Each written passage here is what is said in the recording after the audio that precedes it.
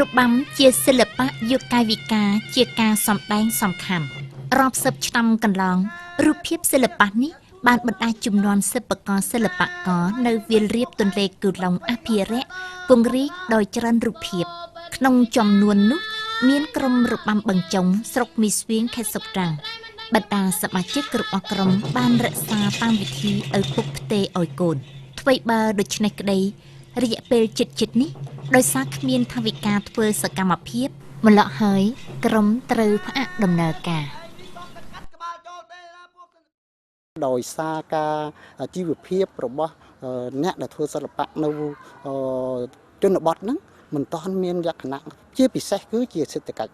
គ្រួសារនឹងមិនទាន់មានគេថាលក្ខណៈដែលខ្លួនដោយខ្លួនឯងហ្នឹងដើម្បីអភិរក្សនៅសិល្បៈនឹងបានហេតុនោះហើយយើងធ្វើម៉េចបកនឹងរដ្ឋត្រូវយកចិត្តទុកដាក់ជាច្រើនទៀតដើម្បីជំនួយនៅថវិកាជំនួយនៅការដែលបណ្ដោះបណ្ដាលសិល្បករសិល្បករនីនឹងដើម្បីយើងធ្វើម៉េចយើងអភិរក្សនិងការពារនៅទម្រង់សិល្បៈបុរាណខ្មែរ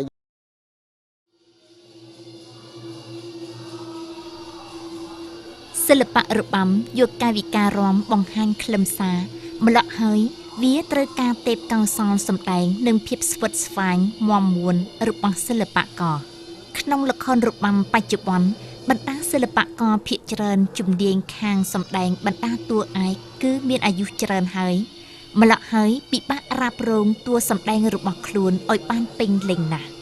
នេះក៏ជាមូលហេតុធ្វើឲ្យរបាំថយចុះកម្លាំងរស់ដែរហេតុនេះចង់ឲ្យរូបភាពសិល្បៈរបាំរីកចម្រើនដំបូងបង្អស់ត្រូវតែវាតម្លៃសិល្បៈត្រឹមត្រូវនិងវិនិយោគទៅតាមក្បួនខ្នាត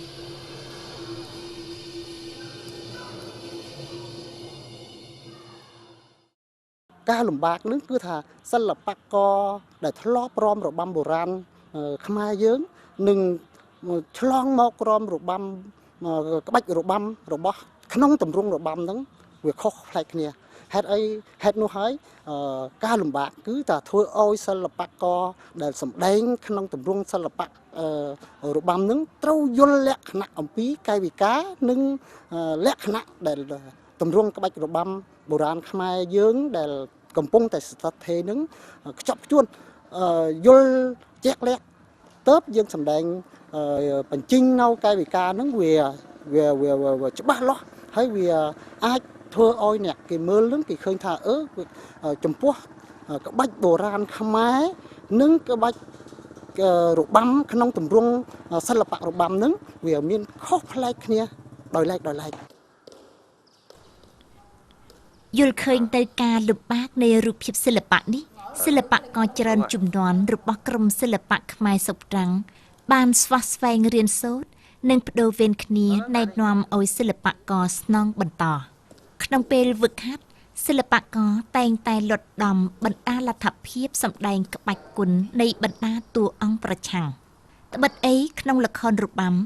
យក្សជាតួអង្គសំខាន់ម្ល៉េះហើយអ្នករ៉ាប់រងតួនេះមានមុខស្ទើរតែពីដើមដល់ចប់ហេតុនេះសិល្បករសម្ដែងតួយក្សត្រូវតែមានសុខភាពមាំមួនស្វិតស្វាញទើបរ៉ាប់រងបានតួអង្គយក្សក្នុងរបាំបុរាណខ្មែរគឺក្បាច់យក្សតួអង្គប្របាក់បំផុតគឺត្រូវការកម្លាំងសុខភាពល្អបានយើងសម្ដែងនៅតួអង្គបានកញ្ញែងអញ្ចឹងត្រូវជាយក្សសំអាងចំណាច់របស់យើងចំអែនឹងតួបន្តិចចំណាច់ពីយើងស្មាហើយដូចជាក្បាច់បាទៀតគឺជើងចេះឡើងអញ្ចឹងហើយបើអ្នកមិនធ្លាប់ចាប់ថាចេះខុសមិនតោអានឹងគេហៅដកពិសោធន៍ជាងខ្ញុំក៏មិនមានស្លាដែរសិស្សហាត់តាមដំណើរពីមុនមក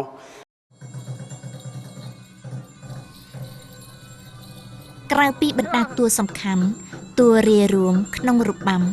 ក៏ត្រូវតែហាត់ពុតច្រើនដែរដើម្បីមានការគួបផ្សំបានថ្នឹកនៅលើឆាកសម្ដែង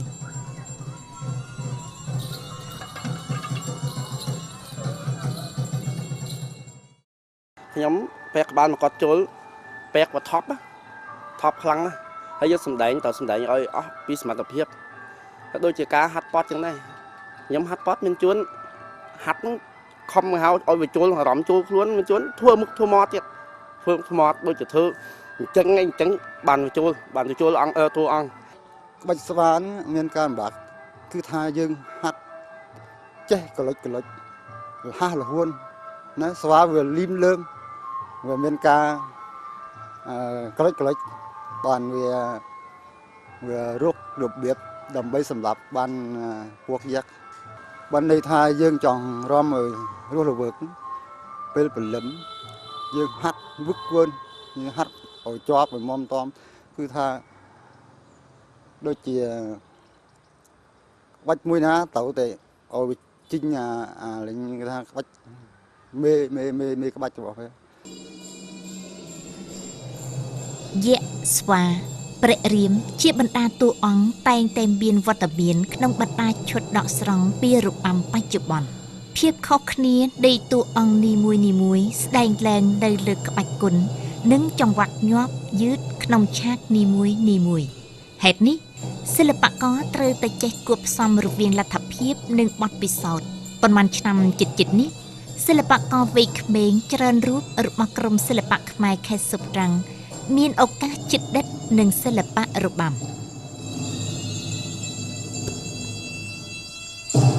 ចំពោះខេត្តសុកត្រាំងហ្នឹងយើងខ្ញុំក៏បានឲ្យក្រុមសិល្បៈខ្មែរហ្នឹងគឺថាធ្វើយកទម្រង់សិល្បៈរបាំហ្នឹងចូលបញ្ចូលនៅក្នុងកម្មវិធីសម្ដែងហើយបណ្ដុះបណ្ដាលឲ្យសិល្បករណីហ្នឹងរៀនឲ្យបានច្បាស់លាស់អំពីទម្រង់សិល្បៈហ្នឹងការអភិរក្សមួយទៀតគឺធ្វើយ៉ាងណាឲ្យអ្នកដែលគេសម្ដែង សិល្បៈកំពុងតែរក្សាសិល្បៈរបាំនឹងនៅក្នុងខេត្តនឹងឲ្យមានបង្កបានលក្ខណៈឲ្យគេនឹងមានលក្ខណៈដើម្បីគេរក្សានៅសិល្បៈនឹងជាអ្នកធ្វើសកម្មភាពយូរឆ្នាំនិងបានសម្រេចជោគជ័យក្នុងវិស័យរបាំរបស់ក្រុមសិល្បៈខ្មែរខេត្តសុបត្រាំងសិល្បការិនីវង្សវណ្ណាយកអស់ពីចិត្តផ្ទេរបទពិសោធន៍ ឲ្យសិល្បករវ័យក្មេងសិល្បការិនីរូបនេះធ្លាប់សម្ដែងបានជោគជ័យតួព្រះរាមក្នុងរបាំរឿងរាមកេរ្តិ៍តាមគាត់ចង់សម្ដែងឲ្យល្អនៃតួអង្គនីមួយសិល្បករត្រូវតែចេះគប់ផ្សំរវាងកាយវិការក្បាច់ជាមួយក្រសែភ្នែកអិរិយាបថក្នុងរាល់ស្ថានភាព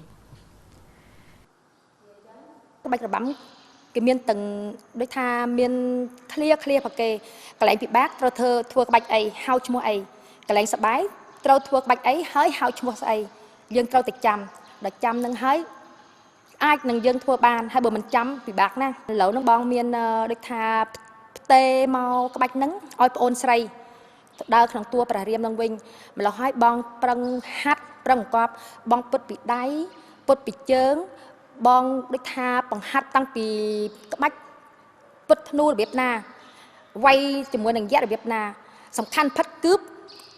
អ្នកតួសម្ដែងប្រើភ្នែកសំខាន់ផិតភ្នែកគេថាក្បាច់រំយើងរំប្រកែហើយត្រូវតែមានប្រលឹងនិងមានភ្នែកបានក្បាច់នឹងប្រកែបាន